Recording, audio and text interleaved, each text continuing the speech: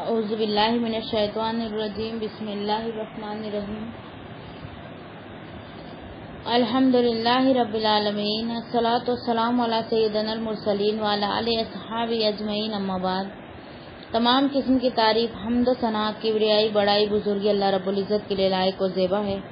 درود و سلام انبیاء کرام پر، خصوصاً نبی مکرم رحمۃ للعالمین امام الانبیاء محمد صلی اللہ علیہ وسلم پر۔ رب اشرح لی صدری ویسر لی امری واحلل عقدۃ من لسانی یفقهوا قولی ربی زدنی علما ربی زدنی علما اللہم فقہنا فی الدین اللہم فقہنا فی الدین۔ آج ہم دیکھیں گے سورہ نساء آیت نمبر 129۔ اعوذ باللہ من الشیطان الرجیم بسم اللہ الرحمن الرحیم وَلَن تَسْتَطِيعُوا أَن تَعْدِلُوا بَيْنَ النِّسَاءِ وَلَوْ حَرَصْتُمْ فَلَا تَمِيلُوا كُلَّ الْمَيْلِ فَتَذَرُوهَا كَالْمُعَلَّقَةِ وَإِن تُصْلِحُوا وَتَتَّقُوا فَإِنَّ اللَّهَ كَانَ غَفُورًا رَحِيمًا۔ صدق اللہ العظیم۔ اس کا ترجمہ کچھ اس طرح ہے، اور تم ہرگز نہ کر سکو گے کہ عورتوں کے درمیان برابری کرو، خواہ تم حرص بھی کرو، بس مت جھک جاؤ ایک کی طرف، مکمل جھک جانا کہ اس دوسری کو لٹکتی ہوئی کی طرح چھوڑ دو، اور اگر تم اصلاح کرو اور ڈرتے رہو تو بے شک اللہ ہمیشہ سے بے حد بخشنے والا نہایت مہربان ہے۔ اب اس آیت میں اللہ نے ایک بڑی حقیقت کو بیان کیا ہے کہ لوگوں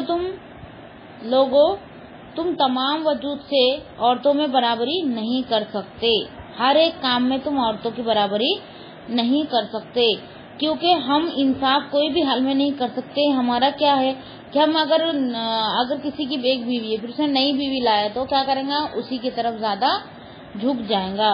تو اس لیے اللہ تعالیٰ یہاں کیا فرما رہا ہے، پہلے کیا فرما رہا ہے کہ تم ایک کر سکتے، 2 3 4 تک تم کو ایک ساتھ اگر تم کو رکھنا ہے تو تم 4 تک رکھ سکتے، لیکن اگر تم کو یہ لگے کہ تم برابری نہیں کر سکتے تو تم کو ایک پر ہی صبر کرنا ہوگا۔ اگر تم ایک رات ایک کے پاس اور دوسری رات دوسرے کے پاس گزارنے کی باری کی تقسیم کر بھی دو تو تم محبت، شہوت اور مباشرت کے اعتبار سے فرق کو دور نہیں کر سکتے۔ اسی لیے اللہ نے نصیحت کی ہے کہ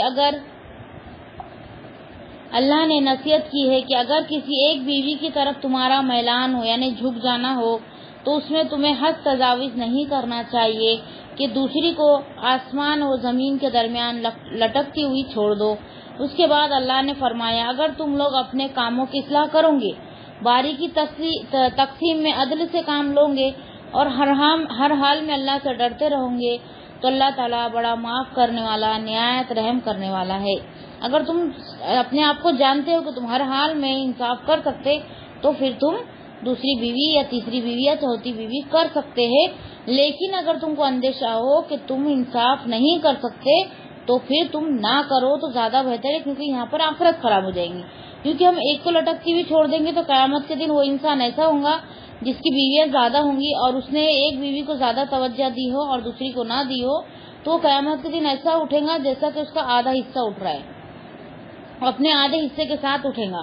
تو اس لیے اللہ تعالیٰ یہاں فرما رہے ہیں کہ تم ایک ہی بیوی پر صبر کر لو۔ یہاں بیوی کے بارے میں ذکر ہے۔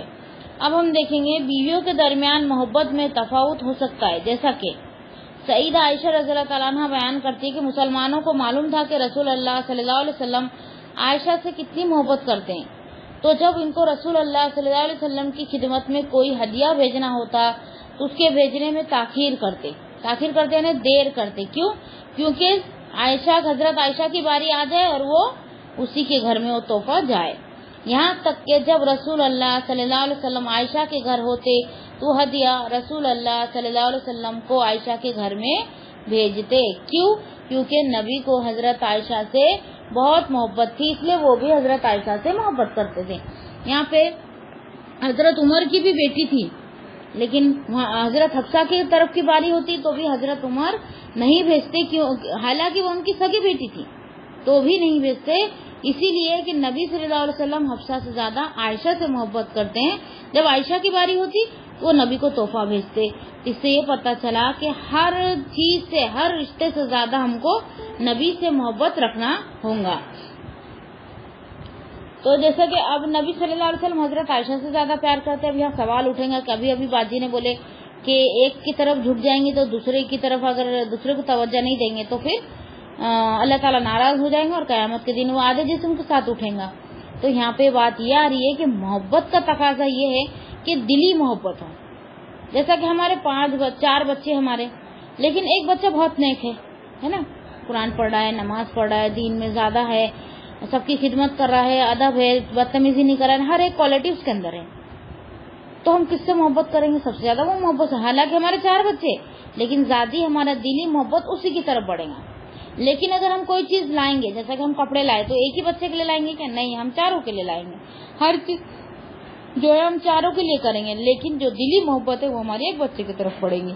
ویسے ہی نبی صلی اللہ علیہ وسلم جب کوئی چیز دینا ہوتا، کہیں لے جانا ہوتا تو اس میں پورا انصاف سے کام لیتے. جیسا کہیں لے جانا ہوتا تو کوریا چٹھی ڈالتے اور اس میں جس کا نام نکلتا اس کو لے کر جاتے. یا پھر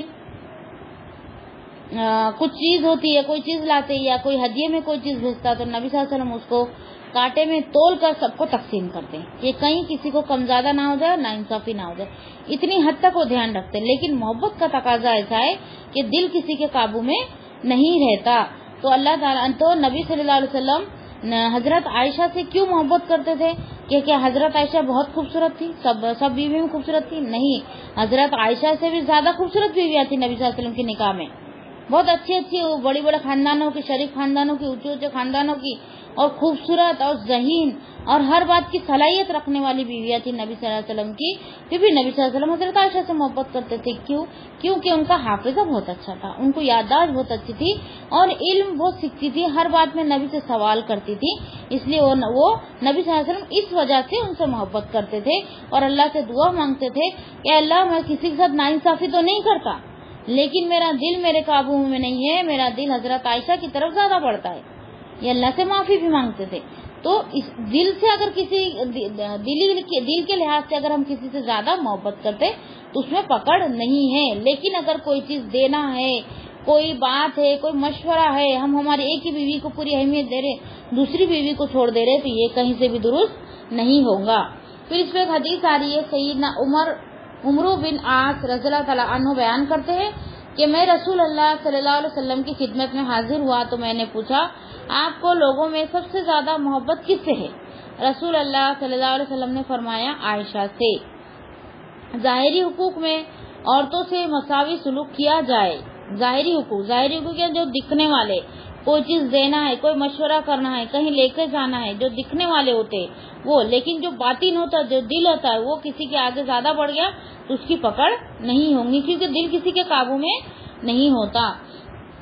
دل کی میلان پر گرفت نہیں، دل اگر کہیں جھک رہا ہے تو اس کی گرفت نہیں ہوگی. سیدہ عائشہ رضی اللہ تعالیٰ عنہ بیان کرتی ہیں کہ رسول اللہ صلی اللہ علیہ وسلم ازواج محترات میں باریوں کی تقسیم کے اعتبار سے پورا انصاف فرمایا کرتے تھے. باری کا اعتبار ہوتا تھا، پورا انصاف کرتے تھے. جس کی جب باری ہوتی تھی اس کے یہاں چلے جاتے تھے، اور شام کو عصر کے بعد نبی صلی اللہ علیہ وسلم کا یہ معمول ہوتا تھا کہ ہر بیوی کے پاس اپنا ایک تھوڑی دیر کا وقت اس کے ہاں گزارتے اور انہیں وقت دیتے اور کچھ بات کرتے، کچھ تھوڑا وقت دیتے. یہ ان کا معمول تھا.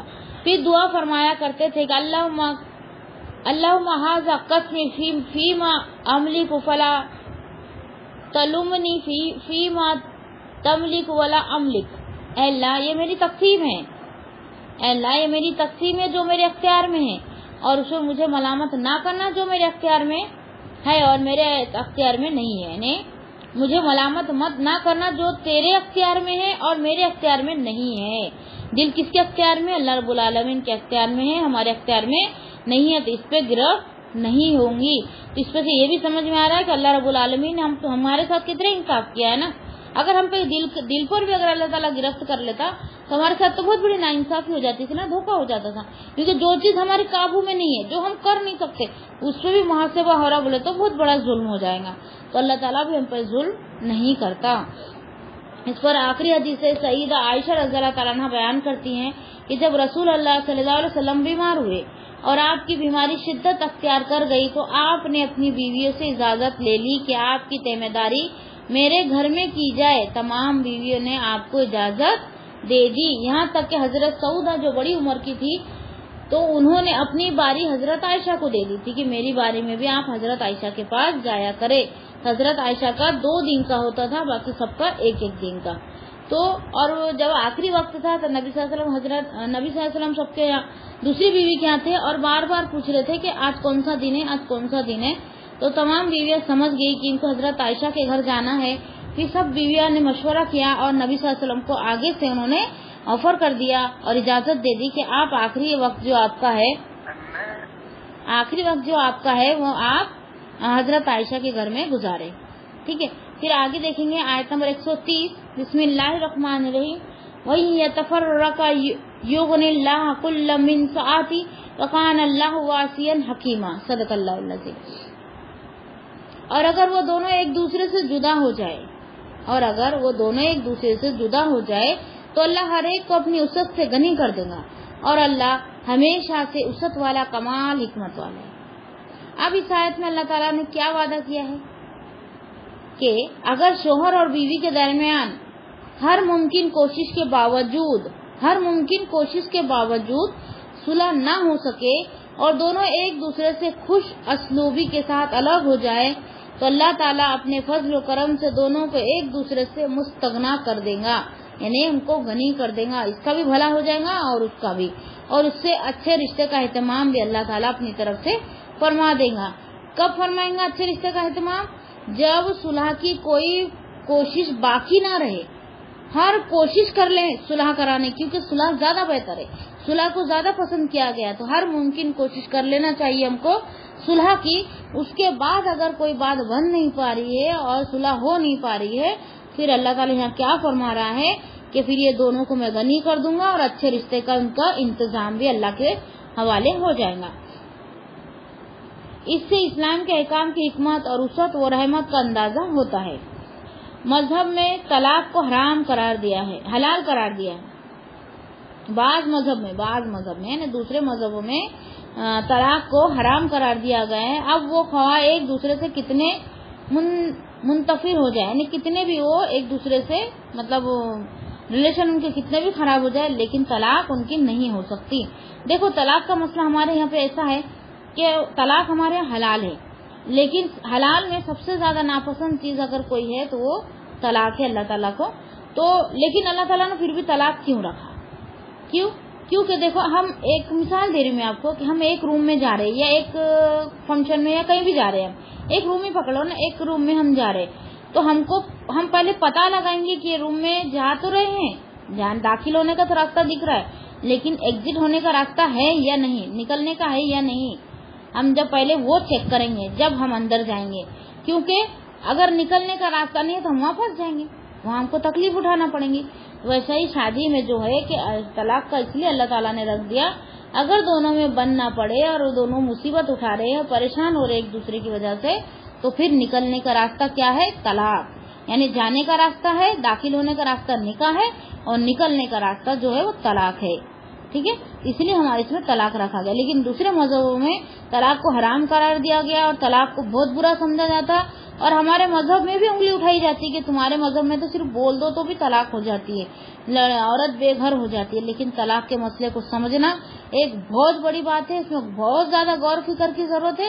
آگے سورہ طلاق ہمارے اس میں آئیں گا تو ہم اس کو دیکھیں گے, کیونکہ ابھی ہم نے تھوڑا بہت موٹا موٹی سورہ نساء میں ہم نے پڑھ لیا, لیکن اس کے بعد پھر اللہ تعالیٰ نے سورہ طلاق نازل کی.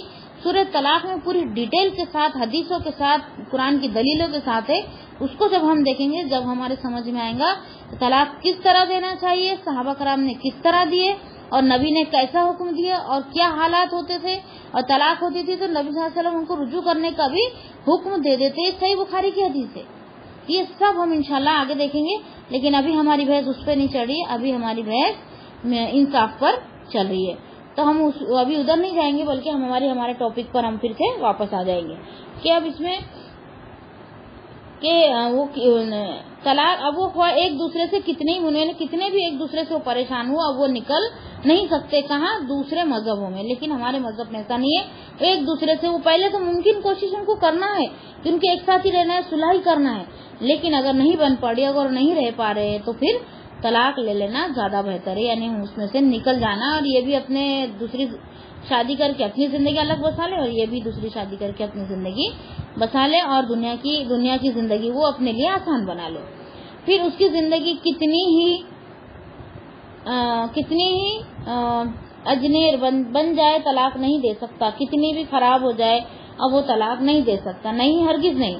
اسلام نے دونوں کے لیے علیحدگی کا راستہ رکھا ہے جس کے ذریعے وہ امن و سکون کی نئی زندگی شروع کر سکتے ہیں. دوسرے مذہبوں میں صرف داخل ہونے کا راستہ ہے، نکلنے کا راستہ نہیں ہے. اس سے بہت زیادہ پریشانی ہو سکتی ہے اور بہت زیادہ تکلیفیں ہو سکتی ہے. اور ان کے اس میں کیسا ہوتا ہے، کیس کر دیتے اور پھر جو آدمی ہوتا ہے اس کو پورا اس کا مال لے کے اس کو برباد کر دیتے. تو یہ سب کیا ہے، یہ سب ایک کے اوپر ظلم ہو جائے گا. اس لیے اللہ تعالیٰ نے اسلام میں داخل ہونے کا راستہ نکاح اور نکلنے کا راستہ طلاق رکھا ہے. اچھا جی، کیا میسج کیے تھے میں نے دیکھی نہیں.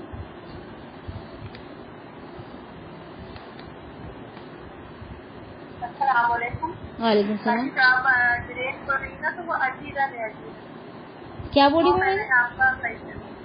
اجیرین نا؟ ہاں اجیرین. ہاں یہ مس پرنٹ ہے نا باجی، سے دکھا نہیں مجھے. ہاں ٹھیک ہے باجی، جزاک اللہ خیر. اور آپ دیکھیں گے آیت نمبر 131. بسم اللہ الرحمن الرحیم. وَلِلَّهِ مَا فِي السَّمَاوَاتِ وَمَا فِي الْأَرْضِ وَلَقَدْ وَصَّيْنَا الَّذِينَ أُوتُوا الْكِتَابَ مِنْ قَبْلِكُمْ إِيَّاكُمْ أَنِ اتَّقُوا اللَّهَ وَإِن تَكْفُرُوا فَإِنَّ لِلَّهِ مَا فِي السَّمَاوَاتِ وَمَا فِي الْأَرْضِ وَكَانَ اللَّهُ غَنِيًّا حَمِيدًا. صدق اللہ العظیم. اور اللہ ہی کا ہے جو کچھ آسمانوں میں ہے اور جو کچھ زمین میں ہے، اور بلا شبہ یقیناً ہم نے ان لوگوں کو جنہیں تم سے پہلے کتاب دی گئی اور تمہیں بھی تاکیدی حکم دیا گیا ہے کہ اللہ سے ڈرو، اور اگر تم کفر کرو گے تو بے شک اللہ ہی کا ہے جو کچھ آسمانوں میں اور جو کچھ زمین میں، اور اللہ ہمیشہ سے ہر طرح بے پرواہ ہر تعریف کا حقدار ہے. اب اللہ تعالیٰ اس آیت میں فرمایا کہ ہم نے گزشتہ اہل کتاب کو تقوی کی وصیت کی تھی. جو اہل کتاب گزر گئے ہیں، جو پچھلے تھے، ان کو کیا وصیت کی تھی اللہ تعالیٰ نے؟ تقوی کی. تقوی کا مطلب ہے اللہ کا ڈر. اور اے مومنو، تمہیں بھی وصیت کرتے ہیں کہ اللہ سے ڈرو اور کفر نہ کرو. ہر ایک کام میں ہم کو اللہ سے ڈرنا ہے کہ یہ کریں گے تو کہ اللہ ناراض تو نہیں ہو جائے گا. ہر کام میں ہم کو یہ سوچنا ہے کہ ہر کام ہم کو اللہ کی رضا کے لیے کرنا ہے، اللہ کی ناراضی کے لیے بالکل بھی نہیں کرنا ہے. کفر کر کے تم اس کا کچھ نہیں بگاڑ سکتے. اگر ہم کفر کریں گے تو ہم ہمارا ہی بہت کچھ بگاڑ لیں گے، لیکن اللہ کا ہم بال بھی باقا نہیں کر سکتے، اللہ کا کچھ بھی نہیں بگاڑ سکتے. اس لیے آسمان و زمین میں جو کچھ ہے سب اسی کی ملکیت ہے. وہ ہر چیز سے کاملی طور پر بے نیاز ہے. ہر چیز سے، کوئی چیز ایسی نہیں ہے جس کا اللہ تعالیٰ نعوذ باللہ محتاج ہو سکتا ہے. ہر چیز سے اللہ بے نیاز ہے اور کاملی طور پر بے نیاز ہے اللہ تعالیٰ، ہر مکمل طور پر. پھر آگے وکان اللہ غنیًا حمیدا، یعنی اپنے بندوں سے بے نیاز ہے اور اپنے تمام فیصلوں اور احکام میں قبائل ستائش ہے. جیسا کہ اللہ نے بیان فرمایا کہ موسیٰ علیہ السلام نے اپنی قوم سے کہا تھا کہ سورہ ابراہیم آیت نمبر 8 میں کہ ان تکفروا انتم ومن فی الارض جميعا فإن اللہ لغنی حمید. اگر تم اور وہ لوگ جو زمین میں ہیں سب کے سب کفر کرو تو بے شک اللہ یقیناً بڑا بے پرواہ بے حد تعریف والا ہے. یعنی سارے لوگ کفر کریں گے، انکار کریں گے اللہ کا، تو اللہ کا کچھ بھی نہیں بگاڑ سکتے. اللہ تعالیٰ تعریف والا بھی ہے اور بے پرواہ ان سب چیزوں سے. اس کو کسی کی حاجت نہیں، ہم کو ہی اس کی حاجت ہے. اس پر حدیث آ رہی ہے، سیدنا ابو ذر رضی اللہ تعالیٰ عنہ بیان کرتے ہیں کہ رسول اللہ صلی اللہ علیہ وسلم نے فرمایا، اللہ تعالیٰ فرماتا ہے، یہ حدیث قدسی ہے، یہ حدیث قدسی ہے. یہاں پہ آئیں گا اللہ تعالیٰ فرماتا ہے تو یہاں پہ حدیث قدسی ہم کو سمجھ میں آ جانا چاہیے. اور ایک دوسری پہچان ہے اس کی کہ جس میں اللہ کا فرمان ہو اور نبی صلی اللہ علیہ وسلم راوی ہو تو حدیث قدسی کہلائے گا. اور جہاں پہ صحابہ راوی ہے اور نبی صلی اللہ علیہ وسلم کا فرمان ہے تو وہ حدیث ہے جو کہ ہم پڑھتے ہیں. ٹھیک ہے. اللہ فرماتا ہے، اے میرے بندو، اگر تمہارے اگلے، تمہارے پچھلے، تمہارے انسانوں اور تمہارے جنوں کے دل سب سے زیادہ متقی آدمی کے دل کی طرح ہو جائے تو اس سے میری سلطنت میں کچھ بھی اضافہ نہیں ہوگا. اگر جن انسان پوری دنیا اگر مل جائے اور نیک بن جائے تو اللہ کو فائدہ نہیں پہنچا سکتے اور نہ ہی نقصان پہنچا سکتے.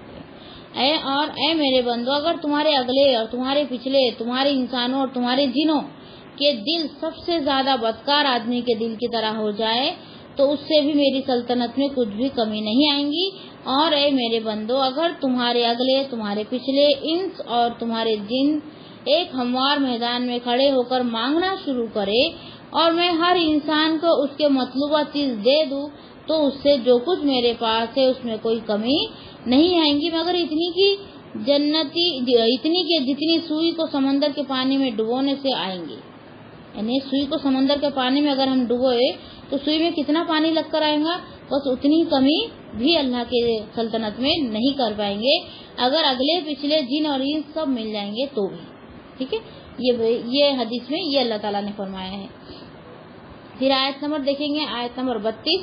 بسم اللہ الرحمن الرحیم وللہ ما فی السماوات و ما فی الارض وکفی باللہ وکیلا. اور آیت نمبر 132 اور 133 دونوں ایک ساتھ. بسم اللہ الرحمن الرحیم ان یشاء یذہبکم ایھا الناس یاتی بآخرین وکان اللہ علی ذلک قدیرا. اور اللہ ہی کا ہے جو کچھ آسمانوں میں ہے اور جو کچھ زمین میں، اور اللہ بطور وکیل کافی ہے. اگر وہ چاہے تو تمہیں لے جائے اے لوگوں اور کچھ دوسروں کو لے آئے، اور اللہ ہمیشہ اس پر پوری طرح قادر ہے. اب یہ پہلی آیت ہے کہ اللہ ہی کا ہے جو کچھ آسمانوں میں ہے، جو کچھ زمین میں، اور اللہ بطور وکیل کافی ہے. یعنی جب تمام خزانے اور تمام اختیارات اللہ تعالیٰ کے پاس ہے اور وہی اس کا واحد مالک ہے تو پھر کوئی دوسرا کیا کارسازی کرے گا، دوسرے کا کیا دخل ہے، دوسرا ہمارا کیا بگاڑ سکے گا، جبکہ اللہ ایک مالک ہے تمام جہانوں کا اور آسمان اور زمین کا، اور جو ان دونوں کے بیچ میں سب کا مالک اللہ رب العالمین ہے، تو ہمارا دوسرا کوئی کیا کچھ بگاڑے گا. یہ اللہ تعالیٰ اس آیت میں فرما رہا ہے. اور آیت نمبر 133 میں ہے کہ اگر وہ چاہے تمہیں لے جائے اے لوگوں اور کچھ دوسرے کو لے آئے، اور اللہ ہمیشہ سے اس پر پوری طرح قادر ہے. جیسا کہ ایک کو لے جائے دوسرے کو لائے گا، مطلب سب کا ٹائم ایک جیسا نہیں ہوتا ہے نا. کسی کا برا چلتا ہے تو کسی کا اچھا، کسی کا پھر اچھا چلتا ہے تو کسی کا برا چلتا ہے. اسی لیے تو کہتے ہیں نا کہ کسی کے برے میں کسی کا اگر ہم برائی میں اگر ساتھ نہیں دیے اور اس کو اور زیادہ برائی میں مبتلا کر دے تو ایسا وقت آ جائیں گے کہ ہم پہ وہ برائی آ جائیں گی اور وہ ہمارا فائدہ اٹھانا شروع کر دے گا. تو اسی لیے کوئی پریشان حال ہے تو ہم اس کے لیے دعا کریں. نہیں کچھ کر سکتے، اگر کچھ کر سکتے تو بہت اچھی بات، نہیں تو اس کی پریشانی کے لیے ہم دعا کر سکتے ہیں. اور یہ بھی دعا کرے کہ اللہ یہ جو پریشانی میں تو نے اس کو داخل کیا، ایسی پریشانی میں ہم کو کبھی داخل مت کرنا، ایسی دعا کرے. اور کسی کے برائی پہ، کسی کے نقصان پر، کسی کے دکھ میں ہم کو خوش نہیں بلکہ ان کے ساتھ ہم کو بھی دکھی ہونا ہے اور ہم کو ان کے لیے دعائے مغفرت بھی کرنا ہے. اور یہ ٹینشن سے، یہ جو دکھ ہے اسے نکلنے کی ان کے لیے دعا بھی کرنا ہے. تو ہمارے ساتھ کبھی برا نہیں ہوگا. نہیں تو کیا بولتے نا تیرا بھی ٹائم آئے گا. تو اللہ تعالیٰ کیا فرماتا ہے، ایک کا ٹائم ہے، اللہ تعالیٰ اس کو آزما رہا ہے، اس کا ٹائم اچھا رکھا ہے، دوسرے کا برا رکھا ہے، تو اس کو اللہ تعالیٰ آزما رہا ہے کہ تیرے پاس اتنا ٹائم دیا اللہ تعالیٰ نے، ہر ایک نعمت دی، اس کا تو کیا کرتا ہے. وہ میرے جو بندہ جو پریشان ہو رہا ہے، وہ بیچارہ پریشان ہو رہا ہے، ٹینشن میں ہے، اور جو بھی تکلیف ہے اس کا تو خیر خواہ بنتا ہے کہ تو اس پہ ہنسنے والا بنتا ہے. یہ ہماری بہت بڑی آزمائش ہو جاتی ہے. پھر ایسا ہوتا ہے کہ ایک دن وہ جو اچھا انسان ہوتا ہے وہ بدحالی میں چل جاتا ہے اور بدحالی والا خوشحالی میں آ جاتا ہے. پھر وہ اس سے بدلہ لیتا ہے، یا پھر نیک ہو تو اس سے بھی وہ درگزر کر جاتا ہے. اب اس آیت کا مفہوم یہ ہے کہ جب تم اس کی نافرمانی کرتے ہو تو اس بات کو مت بھولو کہ وہ اس بات پر بھی قادر ہے کہ تم سب کو فنا کر دے اور تمہاری جگہ دوسرے کو یہاں بسا دے.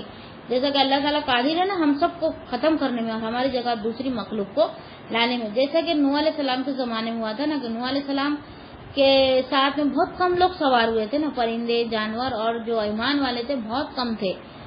جو ان کے کچھ بیٹے تھے اور ایک بیٹا چھوڑ کے باقی سب بیٹے تھے، اور ان کی بیوی بھی پیچھے رہ گئی تھی، ایک بیٹا پیچھے رہ گیا تھا، باقی ان کے جو دوسرے بیٹے تھے وہ ساتھ تھے، اور دوسرے جو ایمان لائے تھے، جو ایمان والے تھے وہ بہت کم تھے.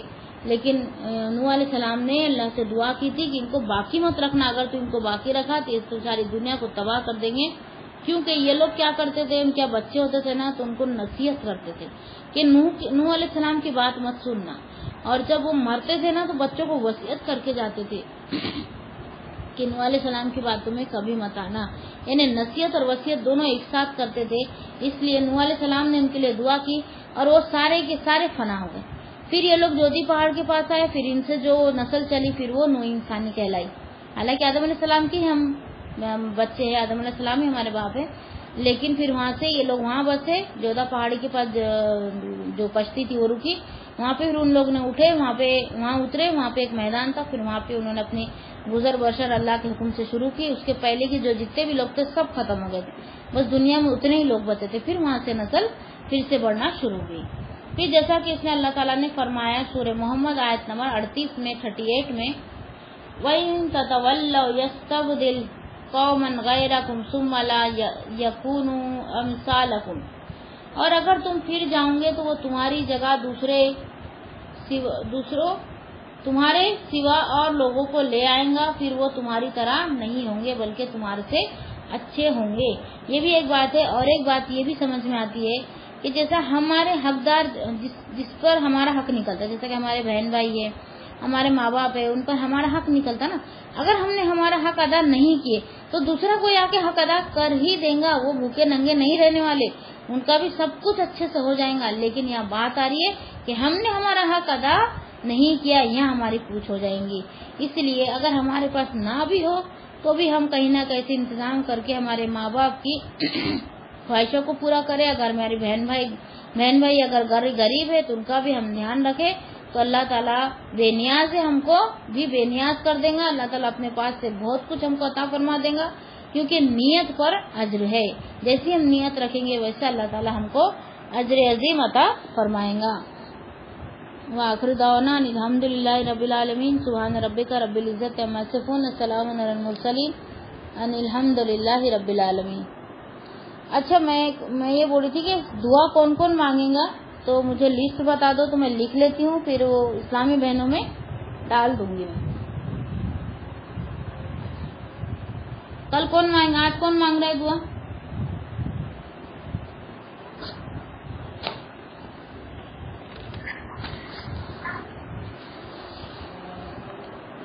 बाजी अस्सलाम वालेकुम। वालेकुम सलाम। बाजी मैं और शबीना बेगम करके हैं, वो जुड़ी हुई हैं आप ग्रुप में आज। हाँ, तो हमको ना उस तरीके से बिल्कुल नहीं आता जैसे आप लोग दुआ करते हो, तो हमको पहले ना आप लोग से दुआ सीखनी है। हाँ, फिर इंशाल्लाह आप भी दुआ करेंगे। हाँ इंशाल्लाह। वैसे मैंने दुआ का PDF डाली थी ग्रुप में, आपको नहीं मिलाऊंगा, मैं फिर से डाल देती आपको। जी फिर से डाल दीजिएगा, तो हम इंशाल्लाह कोशिश करेंगे कि आप लोग से जैसा आप लोग करते हो दुआ वैसे हम भी इंशाल्लाह। हाँ ठीक है। देख के भी मांगे तो चलता, शुरुआत में देख के मांगना, फिर बाद में लर्न कर लेना। जी ठीक है। अभी अपने इसमें कौन है जो दुआ मांगना चाहेगा सबसे पहले?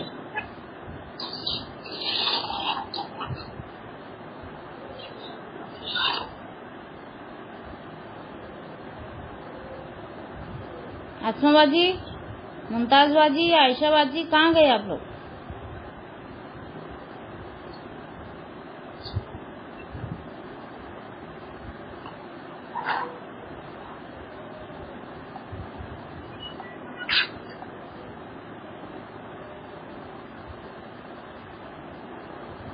आसमा बाजी, आयशा बाजी, मुमताज बाजी, जीनत बाजी, क्या होगा, मेरी आवाज नहीं पहुंच रही है क्या? क्यों आवाज नहीं दे रहे हो? बाजी पहुंच रही आवाज।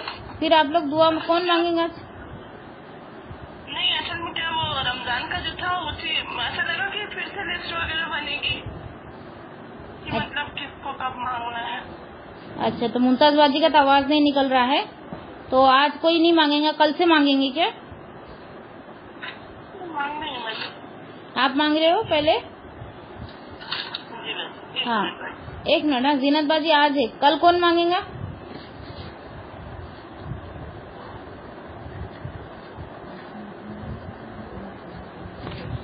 आसमा बाजी आप मांगेंगे?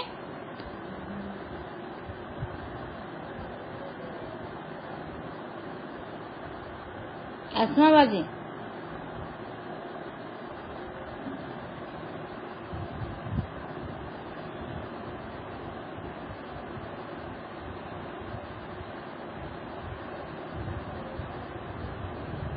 اچھا آج آئے بھی بہت کم لوگ ہیں اور سب لیفٹ بھی ہو گئے فٹافٹ.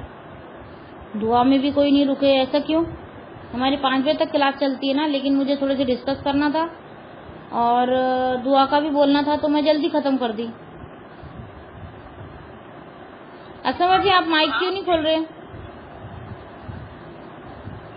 کم ہو گئے رمضان کے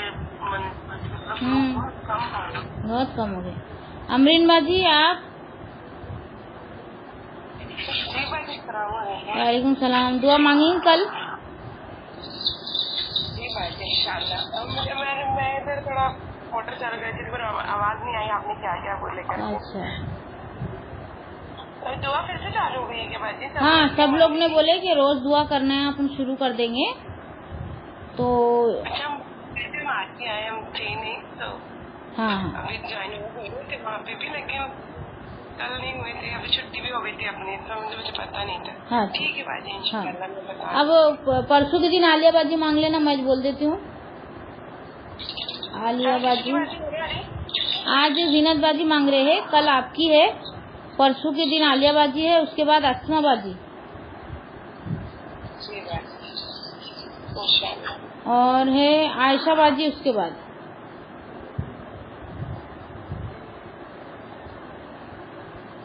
اور ممتاز باجی اور ناز. اور کون ہے؟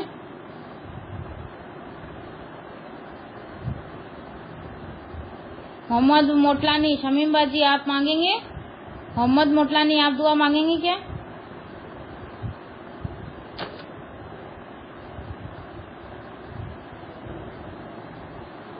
ٹھیک ہے, ابھی تو میں نے لکھ لی ہوں. کتنے نام ہوئے؟ 7 نام ہوئے. میں بھی اسلامی بہنوں میں ڈال دیتی, پھر جو ایگری ہوں گا میں اس کے نیچے پھر اس کو ٹائپ کر دوں گی. ٹھیک ہے امرین باجی آپ کا مائک آف کیجیے. زینت باجی اب آپ دعا مانگ لیجیے.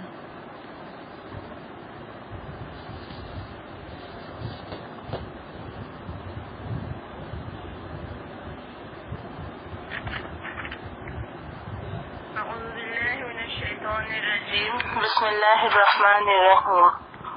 قل هو الله احد اللہ الصمد لم یلد ولم یولد ولم یکن له کفوا احد. بسم اللہ الرحمن الرحیم. اللهم صل على محمد وعلى آل محمد كما صليت على إبراهيم وعلى آل إبراهيم إنك حميد مجيد. اللهم بارك على محمد وعلى آل محمد كما باركت على إبراهيم وعلى آل إبراهيم إنك حميد مجيد.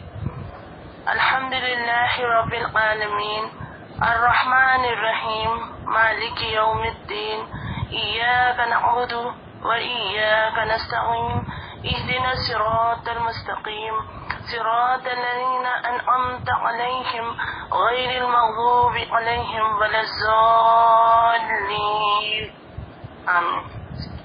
ربنا آتنا في الدنيا حسنة وفي الآخرة حسنة وقنا عذاب النار وقنا عذاب الحشر وقنا عذاب القبر وقنا عذاب الميزان وقنا عذاب الصراط وقنا عذاب فتنة الشيطان وقنا عذاب الدجال وقنا عذاب الموت. رب اشرح لي صدري ويسر لي أمري واحلل عقدة من لساني يفقه قولي. حسبنا الله ونعم الوكيل نعم المولى ونعم النصير. ربنا تقبل منا إنك أنت السميع العليم. ربنا أفرغ لنا صبرا وتوفنا من المسلمين. ربي أني مغلوب فانتصر. رب ارحمهما كما ربياني صغيرا. رب ارحمهما كما ربياني صغيرا. اللهم إنك عفو تحب العفو فاعف عني يا غفور يا غفور يا غفور. رب اغفر وارحم وأنت خير الراحمين. رب اغفر وارحم وأنت خير الراحمين. أستغفر الله ربي من كل ذنب وأتوب إليه. اللهم سلمنا رمضان. اللهم اجعله شهر عز الشهر والمسلمين. ربنا لا تزغ قلوبنا بعد إذ هديتنا وهب لنا من لدنك رحمة إنك أنت الوهاب. ربنا إننا آمنا فاغفر لنا ذنوبنا وقنا عذاب النار. رب اغفر لي ذنوب. آمن الرسول بما أنزل إليه من ربه والمسلمين كل آمنا بالله وملائكته وكتبه ورسله لا نفرق بيننا أحد من رسله وقالوا سمعنا وأطعنا غفرانك ربنا وإليك المصير. لا يكلف الله نفسا إلا وسعها لها ما كسبت وعليها ما اكتسبت. ربنا لا تؤاخذنا إن نسينا أو أخطأنا. ربنا لا تحملنا إصرا كما حملته على الذين من قبلنا. ربنا ولا تحملنا ما لا طاقة لنا به واعف عنا واغفر لنا وارحمنا أنت مولانا فانصرنا على القوم الكافرين. اللهم أجرني من النار يا مجير يا مجير يا مجير. اللهم أجرني من النار يا مجير يا مجير يا مجير. اللهم أجرني من النار يا مجير يا مجير يا مجير. اللهم إني أسألك من الجنة. اللهم إني أسألك من الجنة. اللهم إني أسألك من الجنة. يا حي يا قيوم برحمتك أستغيث. يا حي يا قيوم برحمتك أستغيث. يا حي يا قيوم برحمتك أستغيث. يا حنان يا منان يا ذو الجلال والإكرام. يا الله اللهم اغفر لي ذنبي ووسع لي في داري اللهم اغفر لي ذنبي ووسع لي في داري وفي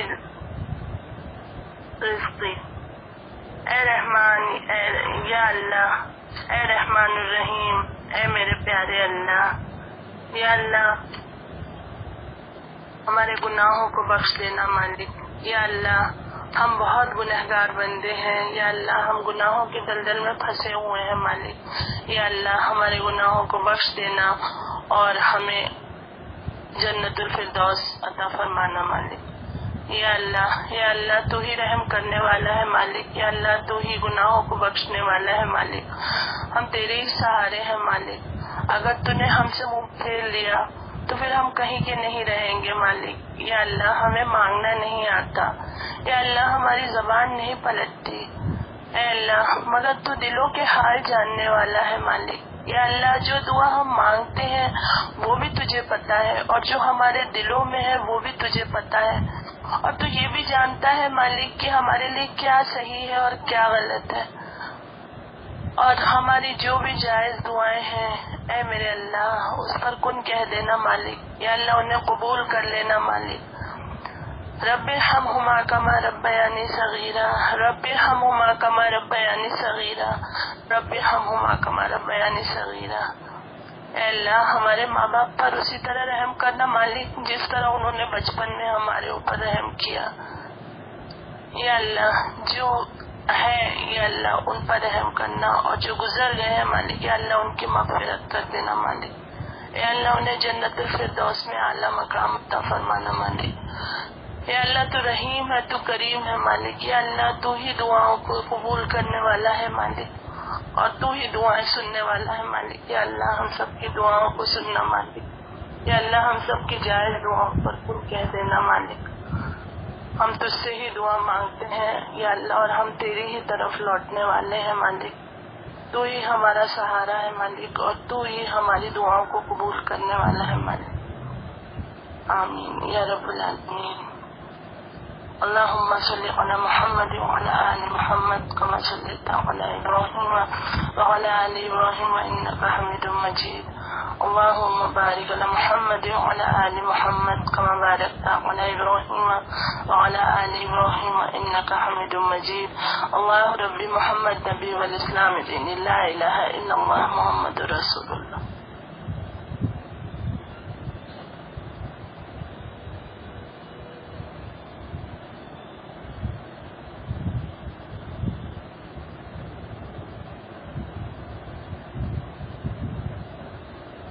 باجی باجی